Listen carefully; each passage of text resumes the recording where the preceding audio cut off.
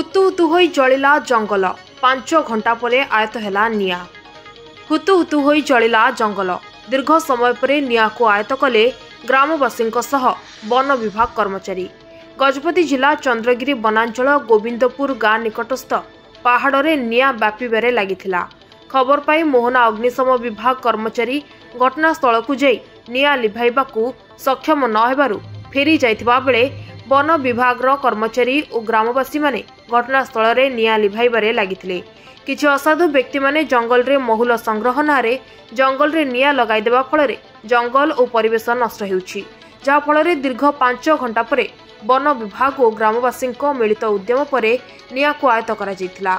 पुणी सकाळ 10टा समय वन कर्मचारी माने उक्त जंगल को जाई निया को लिभाइथिले। निया लागि व्यापक परिमाण रे गछ पोड़ी नष्ट होइथिला। ए घटना को नहीं ग्रामवासी माने असंतोष प्रकाश करी रेंजर को लिखित अभियोग करिसेंती।